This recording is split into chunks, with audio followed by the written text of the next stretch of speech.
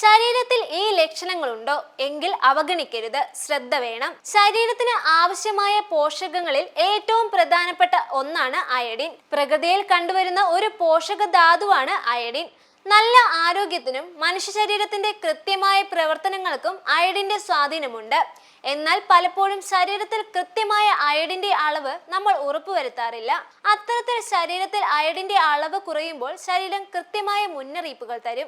വീർത്ത മുഖം അല്ലെങ്കിൽ വീർത്ത കണ്ണുകൾ. നിങ്ങളുടെ മുഖത്തിനു ചുറ്റും സ്ഥിരമായി വീക്കം ഉണ്ടാകുന്നതോ നിങ്ങളുടെ കണ്ണുകളിലെ വീക്കം വിട്ടുമാറാത്തതായോ നിങ്ങൾ ശ്രദ്ധിച്ചിട്ടുണ്ടോ?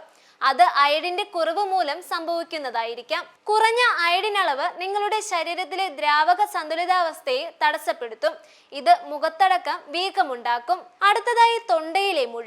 നിങ്ങളുടെ തൊണ്ടയിൽ ഒരു മുഴ ഉള്ളതായി നിങ്ങൾക്ക് പലപ്പോഴും തോന്നാറുണ്ടോ? അതോ വ്യക്തമായ കാരണങ്ങളൊന്നുമില്ലാതെ നിങ്ങളുടെ ശബ്ദം പരിപരുത്തതാകാറുണ്ടോ?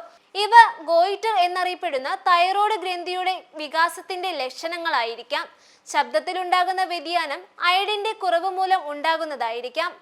അസാധാരണമാം വിധത്തിലുള്ള ഹൃദയമിടിപ്പ് ചിലപ്പോൾ അയഡിന്റെ കുറവിലേക്ക് വിരൽ ചൂണ്ടാം.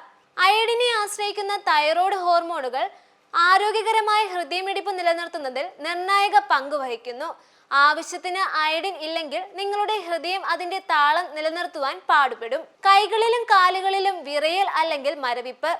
കൈകളിലും കാലുകളിലും മരവിപ്പുണ്ടാകുന്നതും വിറയൽ ഉണ്ടാവുന്നതും അയഡിന്റെ അഭാവം മൂലമാകുവാൻ സാധ്യതയുണ്ട്. തൈറോയ്ഡ് ഹോർമോണുകളുടെ അളവ് കുറയുന്നത് നാഡികളുടെ പ്രവർത്തനത്തെ മന്ദഗതിയിലാക്കുന്നതിനാലാണ് ഇത് സംഭവിക്കുന്നത്. നിങ്ങൾക്ക് അമിതമായ ഉത്കണ്ഠയോ മാനസികാവസ്ഥയോ അസാധാരണമായ പ്രകോപനമോ തോന്നുന്നുണ്ടോ?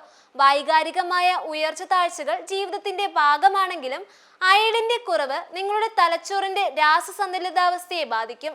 ഇത് അപ്രതീക്ഷിതമായ മൂഡ് സ്വിങ്സിലേക്കോ ഉത്കണ്ഠകളിലേക്കോ നയിക്കും.